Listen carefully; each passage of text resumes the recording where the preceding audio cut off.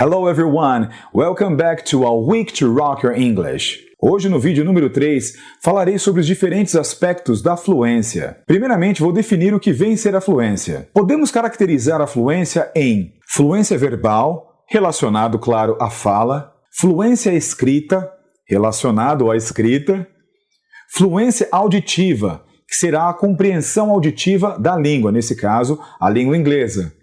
E fluência de leitura, que é a compreensão que você tem quando você lê algo em inglês. Definir o que vem a ser fluência exatamente é um assunto bem controverso. Porém, de forma mais geral e objetiva, podemos definir a fluência verbal como a habilidade de se falar de forma fluida, em velocidade natural e efetiva. Gosto de dizer que temos vários níveis de fluência a serem alcançados quando estamos aprendendo um novo idioma. Como um primeiro nível de fluência verbal, gosto de defini-lo como a habilidade de transmitir as suas mensagens, mesmo que de forma limitada, porém clara e objetiva. Uma pessoa que atingiu um primeiro nível de fluência consegue manter uma conversa de forma natural, sem pausas tanto para estruturar uma frase quanto para selecionar as palavras necessárias para transmitir a ideia. Essa pessoa pode ter uma simplicidade em seu vocabulário, assim como na forma também que ela estrutura as frases, porém ela sempre consegue dar fluidez às suas ideias, usando de forma eficiente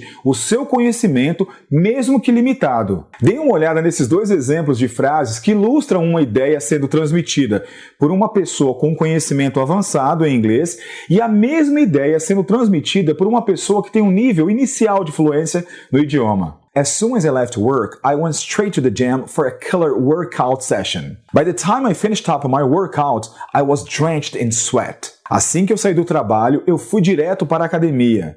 No momento que terminei meu treino, estava ensopado de suor. Agora, uma pessoa com uma fluência não tão avançada poderia dizer a mesma coisa de uma maneira simples e direta. When I finished work, I went to the gym. I worked out hard and sweated a lot. Quando eu terminei meu expediente, fui para a academia. Malhei pesado e suei bastante. Como vocês perceberam, não há necessidade inicialmente de expressar as suas ideias em inglês de uma forma mais bem elaborada e detalhada. Muitas pessoas travam o progresso delas no idioma porque querem falar inglês inicialmente como elas falam português, ou seja, dando os mesmos detalhes para deixar as frases bem mais bonitas. Isso é desnecessário inicialmente, pessoal. Essa é a mentalidade que vocês precisam ter em relação ao seu inglês.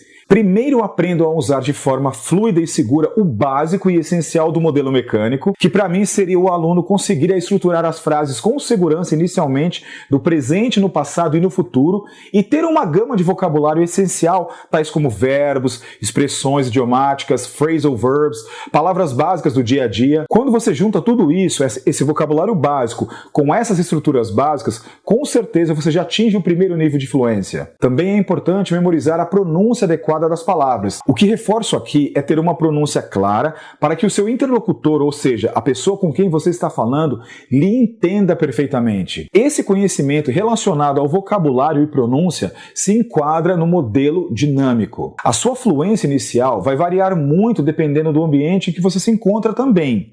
É muito comum, quando um aluno está praticando inglês com um professor, ele conseguir não somente entender praticamente tudo o que o professor diz, mas também expor as suas ideias com uma certa segurança em inglês. Porém, quando ele assiste a um filme ou viaja e se encontra em um contexto onde ele precisa se comunicar com nativos da língua inglesa que não são professores de inglês, eles acabam tendo muita dificuldade e até se frustrando e acreditando que não estão aprendendo. Isso ocorre porque a sua fluência pode ser caracterizada como receptiva e interativa em ambiente controlado ou externo. O que vem a ser um ambiente controlado? O ambiente controlado é onde a comunicação ocorre de forma planejada e controlada de acordo com o nível de conhecimento, claro, do aprendiz da língua inglesa. Nós, como professores, temos a percepção e a habilidade de selecionarmos o vocabulário adequado para nos comunicarmos com um aluno de uma forma com que ele consiga responder aos estímulos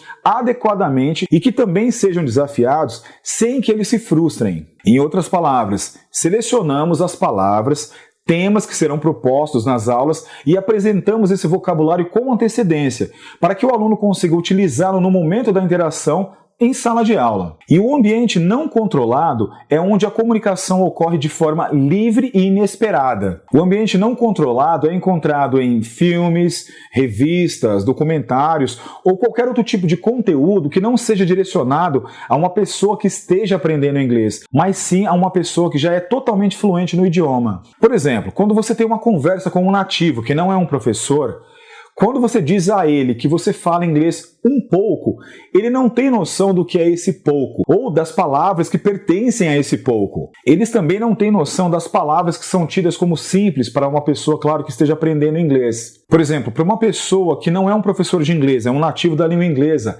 as palavras que eles têm como inglês avançado, ou as palavras do inglês avançado, são as palavras mais sofisticadas que geralmente são usadas academicamente. Agora, phrasal verbs, expressões, present perfect e por aí vai, são coisas, pessoal, muito comum da língua, independente do nível de escolaridade que a pessoa tenha, claro, sendo um nativo do idioma. Pessoal, há muitas outras situações que a sua performance em inglês terá nuances diferentes, o que é normal e natural, por favor, hein? O que vocês têm que ter em mente é que todo esse processo leva tempo, dedicação, estudo e principalmente constância. Volto a dizer, não existe método mágico. E no próximo vídeo eu vou falar sobre a prática perfeita que leva à perfeição. Como sempre digo aos meus alunos, no pain, no gain. Ou seja, sem dor, sem ganho. See you guys in the next video. Peace.